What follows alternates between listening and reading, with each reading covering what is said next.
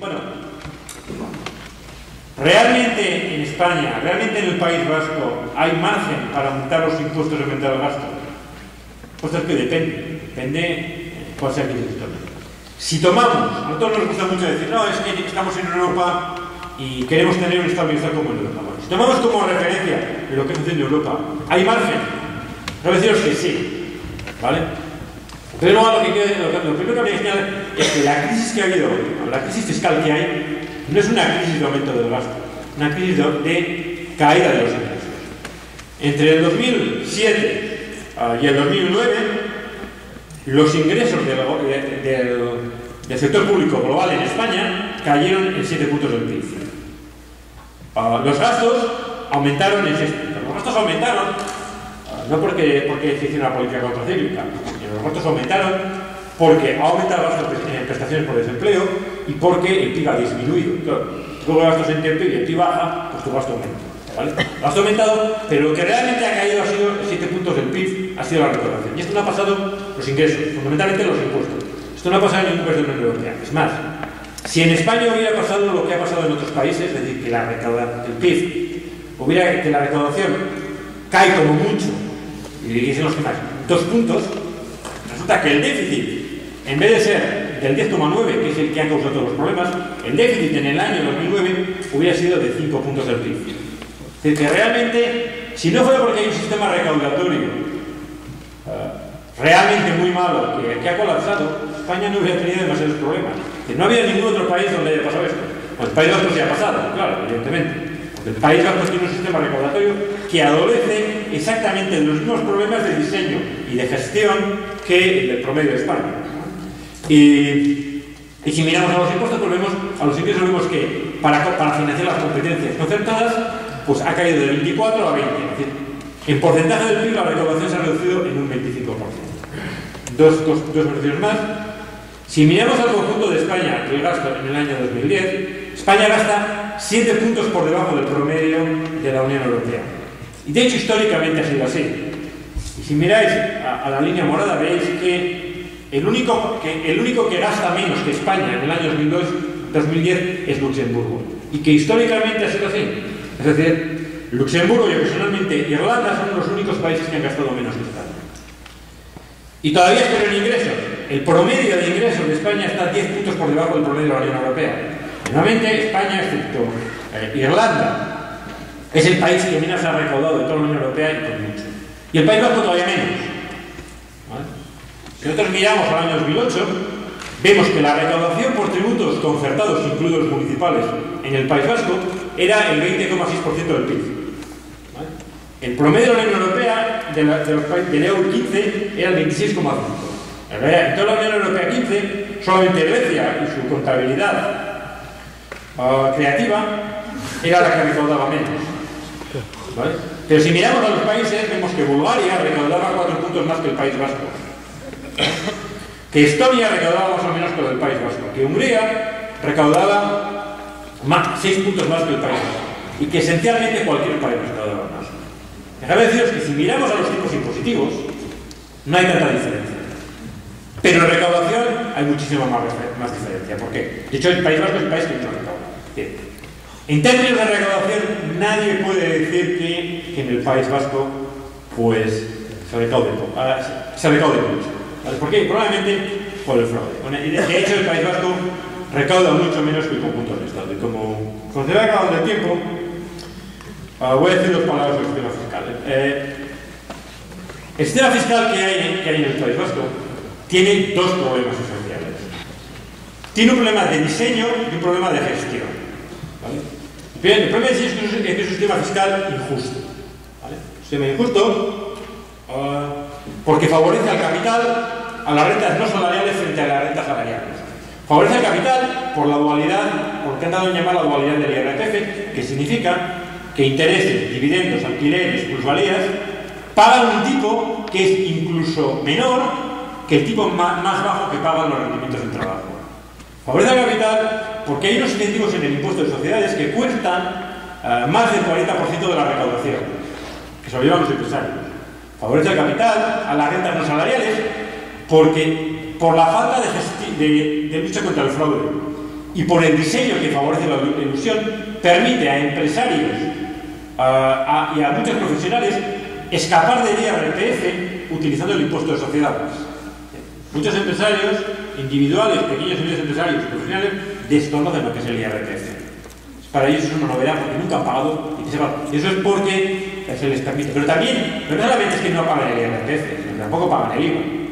Por ejemplo, un cálculo sencillo nos dice que si un trabajador se compra un coche que a precio del productor cuesta €1, pues tiene que ganar, a lo mejor, pues le sumas el IVA, le sumas lo que le cuesta el IRPF, le sumas 2,5 € o 2,3 euros para pagar un coche que el productor vende por €1.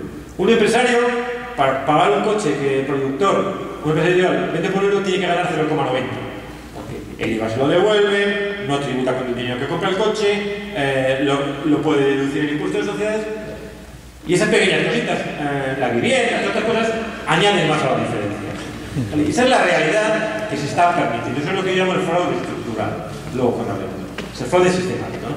Pero además de que, fraude de capital, además de que se permite la ilusión y la evasión, el propio diseño del impuesto es injusto. ¿Por qué? Pues es injusto porque tiene deducciones, porque hay rentas exentas como las plusvalías de la vivienda propia. Que no solamente han favorecido un juego de la pirámide de la vivienda, sino que además cuestan bastantes millones de euros al año. Porque está la deducción por planes de pensiones que cuesta el 10% de la recaudación. Por toda una serie de cuestiones que al final hacen que realmente contribuyentes iguales pagan impuestos muy diferentes. En realidad, pagan muy pocos. ¿Vale? El 50% de lo que se recauda por el IRPF lo pagan entre el 10% de los que más les ganan. El 70% del impuesto de sociedades lo pagan entre el menos del 5% de las empresas. La mayoría de las empresas medianas y pequeñas no pagan €1, pagan entre poco y nada por el impuesto de sociedades. Muchos contribuyentes no pagan, ¿no? Y buena parte de los problemas se derivan del fraude, ¿vale? El fraude es un problema esencial del sistema fiscal que tiene implicaciones muy dañinas. La primera implicación, y quizá la menos importante, es la pérdida de recaudación. El fraude supone una disminución de ingresos. Pero más importante es que incita a los contribuyentes honrados a unirse a los defraudadores. Si uno está pagando y ve que su vecino de al lado, que vive igual, o el de enfrente, que vive mejor, no paga, pues de bueno, pues el siguiente soy yo. ¿Vale? Más importante, deslegitima el sistema fiscal y al Estado para recaudar los impuestos. ¿Qué legitimidad tiene un Estado, unas administraciones tributarias, que a determinados contribuyentes, fundamentalmente a los trabajadores? En el IRPF, el 90% de las rentas que se declaran han sido retenidas previamente. Sí, o vamos, que lo que no se retiene casi es una donación graciosa. ¿Vale? Entonces, ¿cuál es la legitimidad para aplicar con toda severidad una ley que tiene rentas retenidas, fundamentalmente a los trabajadores, y al que cobra 4 euros de intereses y no a los trabajadores? ¿No? Y hay otra consecuencia importante, y es el fraude de la base. ¿Por qué? Porque muchas ayudas, desde becas para la universidad o el colegio, pasando por viviendas, están ligadas a lo que se declara en el IRPF. Es decir, que los empresarios no solamente no pagan el IRPF, no solo les devuelven el IVA de sus compras de bienes duraderos, sino que encima, para mayor escarnio, empresarios individuales autónomos. Y no estoy solamente de personas con renta elevada. Para más escarnio, pues a lo mejor tienen una vivienda que han conseguido acceder para que un hijo la tenga un rato, para alquilarla, y ya para reforzar, pues ya también le pagan la universidad, el colegio y algo más. ¿Vale? Esa es la realidad. ¿Cuánto es el fraude en el País Vasco? ¿Cuánto es el fraude en el País Vasco? Pues, según las estimaciones que se realizan macroeconómicas, que también se ha hecho una para la Diputación Foral de Vizcaya, que más o menos están las mismas cifras, entre el 20 y el 25% del PIB. Ese es el fraude. Esto significaría que si el País Vasco está recaudando en torno al 20% en ingresos concertados, se están perdiendo de impuestos concertados en torno al 4% del PIB. Pero incluso esto es con elevada probabilidad una infraestimación, porque estos métodos para medir el fraude pues se basan en supuestos como que todo el fraude se traduce en la utilización de dinero, de billetes grandes o de dinero, etc., ¿no? Y ahora que es una aproximación que es la que se utiliza, pero que probablemente es una infraestimación de la realidad. Ahí, mi intuición es que el fraude es mucho mayor que esto. La cifra que dan los estudios, en torno al 20%. ¿Vale? ¿Y por qué hay fraude? Como sencillo. Porque lo razonable es defraudar. Es decir, en el País Vasco, quien no tenga una renta retenida, lo más inteligente que puede hacer es defraudar. Y lo más razonable, lo más inteligente que puede hacer es defraudar porque, primero, la probabilidad de detección es casi cero. Es decir, si nosotros calculamos, se puede calcular, la probabilidad, con los datos que publica la CIE, la probabilidad de que alguien le haga una inspección, individuo o empresa, realmente se aproxima a cero. En Alemania todas las empresas de un determinado nivel de volumen de negocio las inspeccionan cada 4 años por lo menos una vez.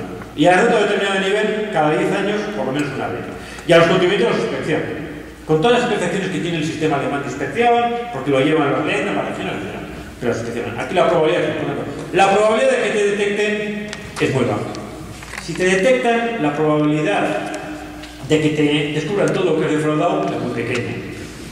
Además, podrás negociar lo que te han descubierto. ¿Vale? Y además, también podrás negociar la sanción, porque jamás se aplican en el grado máximo. ¿Vale? Luego, si encima tienes el malfario de que te han descubierto, pues ya verás. Y si después de que has tenido el malfario de que te han tocado, has tenido el malfario de que no has negociado mucho, te van en ejecutiva, pues siempre podrás evitar pagar. ¿Por qué? Porque solamente se cobra el 40% de lo que se manda a ejecutiva. ¿Vale? Entonces, en ese contexto, lo razonable para alguien egoísta es defraudar. O sea, pues tú eres una alma cristiana, pues, si tienes una renta no retenida y no te gustan las renovaciones, lo que defraudar. ¿Vale? Y todo esto es factible, entre otras cosas, porque no hay voluntad política de acabar con el fraude. Y aunque ya hay muchas, o sea, la técnica es decir no hay fraude, demuéstrame que hay fraude. A ver, el fraude, los datos, toda la evidencia disponible sugiere que hay mucho. Si tú no eres capaz de descubrir que hay fraude, márchate de ahí y deja a alguien que te garantizo que podrá descubrir el fraude, ¿no? Una prueba de la falta de voluntad, bueno, pues no hace mucho se descubrieron una serie de cuentas de españoles en Suiza. Una parte de esas cuentas, por supuesto, no la descubrió ni el fisco del Estado ni la Hacienda Foral. ¿Vale? Fueron las autoridades francesas las que lo mandaron. Un poco antes había pasado con Liechtenstein. Parte de esos eran del País Vasco. ¿Qué ha pasado con esta gente? Bueno, pues lo que ha pasado, bueno, no todo el mundo es igual, ¿no? Yo creo sinceramente que no todas las diputaciones no son todas iguales, que por ejemplo en Guipúzcoa se han tomado la lucha contra el fraude más en serio que en otros territorios, ¿no? Pero bueno, ¿qué ha pasado en Vizcaya? ¿Qué ha pasado en Álava? ¿Qué ha pasado en el Estado? ¿Qué ha pasado? Bueno, pues que les han mandado una carta. A ninguno se le ha mandado a la inspección. En Guipúzcoa se le metió con la inspección, pero ni en el resto, ni en el Estado, se les ha mandado una cartita a que buenamente regularicen lo que les han pillado. Es decir, que ya, al que le han pillado, ya, bueno, encima de que era difícil que me han pillado en Suiza, que ya era difícil, me pillan y me piden por favor, que a ver si a bien tengo, pagar lo que había defraudado con un pequeño interés. En realidad, las cifras que para el Estado dicen que los que voluntariamente han accedido a declarar han pagado en promedio 1,000,000 y pico de euros adicional. Pero yo digo, si el fraude fiscal está en 120.000 euros y cada uno voluntariamente ha decidido pagar 1.000.000, ¿por qué no están todos ellos en lista imputados por fraude fiscal? La respuesta es porque no hay voluntad. Y hemos visto a la Elena, a la ministra, decir públicamente y ruborizarse que a los ricos no se les puede cobrar impuestos, que es que se irán y cuestiones similares. Es decir, no hay voluntad. Y en este contexto, ¿qué es lo que hay que hacer? Bueno, pues hay que hacer una serie de reformas, un plan creíble contra la lucha contra el fraude fiscal que se debe apoyar en varios elementos, ¿no? El primer elemento, que aunque parece obvio, parece ser que las administraciones ni del Estado ni forales parecen estar en tanto de él, es que defraudar no puede ser rentable. Es decir, si defraudar es rentable, la gente defraudará. Por lo tanto, lo que hay que hacer es que defraudar no sea rentable, ¿vale? La segunda cuestión que debe hacerse es establecer responsables solidarios. Quien ayude a defraudar es responsable solidario del fraude, ¿vale? Y esto, por supuesto, incluye casi nadie defrauda. Siempre hay una institución financiera, un asesor fiscal, alguien que le ayuda, ¿vale? Quien ayuda a defraudar es responsable solidario del fraude. Finalmente, tercer elemento esencial, tercer pilar, primero que no sea rentable defraudar. Ahora diré un par de cosas sobre cómo se puede hacer no rentable. Segundo, responsabilidad solidaria. Tercero, control de la gestión tributaria. Es decir, tiene que haber, tanto si la gestión tributaria se sigue llevando por la administración, es decir, por ejemplo, el País Vasco, por las haciendas forales, o por otro ente diferente, como en el Estado, la agencia tributaria. Haga quien haga, tiene que estar controlada por el Parlamento. Pero tiene que estar controlada no que cada vez se vaya a contar los grandes resultados de lucha contra el fraude, que normalmente esos resultados provienen muchas veces simplemente de cruzar los datos, porque al que pillan, entre comillas, es al que no declara una renta retenida, al que se aplica una deducción injustificada, al que aplica un método de estimación que no puede. Todo eso se va sumando a lo detectado cada año, claro. Y luego también se pilla de vez en cuando a los que tienen tramas del fraude. ¿Por qué? Porque, a ver, nadie, si hay una empresa que crea una trama para defraudar o para vender facturas falsas, realmente ir contra esa trama es muy rentable. Primero porque te va a dar dinero de reclamación. Pero segundo porque socialmente nadie va a defender. No vas a tener ninguna contestación social. Eso sí, luchar contra el fraude de las empresas, luchar contra el fraude al que ayudan las instituciones financieras, eso ya no es tan popular. Ahí vas a tener una resistencia y vas a tener problemas. Entonces, el fraude bonito, el fraude fácil es el contra el que se lucha. El fraude estructural es contra el que no se lucha, ¿no? Entonces, el tercer pilar tiene que ser control de los resultados de la lucha contra el fraude por parte de los parlamentos o juntas. Esto se tiene que hacer con indicadores concretos. Es decir, se tiene que diseñar, voy a hacer indicadores del volumen de fraude, se puede hacer que en Estados Unidos lo hacen, vamos. O sea, que no estamos hablando del sexo de los años.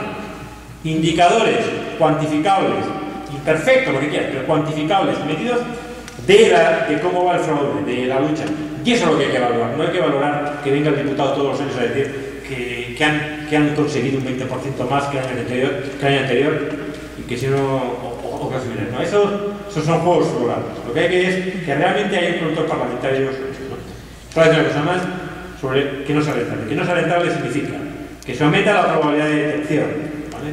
Y hay muchos mecanismos. No solamente es dotar más inspectores, es aumentar las bases de datos utilizando bases de datos extrafiscales. No puede ser que la gente se pueda pasar impunemente haciendo ostentación de riqueza, comprando cosas caras y no declarando un euro. Es, por ejemplo, poner un anexo en el IRPF de gastos excepcionales. Hay muchas formas de hacerlo, ¿vale? Aumentar la probabilidad de detección. Es la sanción al que se le coja con fraude. Se le revisan todas las declaraciones no prescritas, no solamente lo que se le ha visto, no. Toda declaración de cualquier impuesto que hayas presentado no prescrita se te revisa. Entras a ser vigilado especialmente durante 5 años. Salvo prueba en contrario, se te aplica la sanción en grado máximo. Si te pones muy tonto, además se hace público y tu nivel, al paso de un determinado nivel, se hace público tu nombre. Cosa que ocurre en muchos países. Se te busca la entonces. Y también hay que mejorar la relación ejecutiva. Pero bueno, lo que no pasa es como ahora, que es que realmente, como he dicho antes, lo rentable es defraudar, ¿no?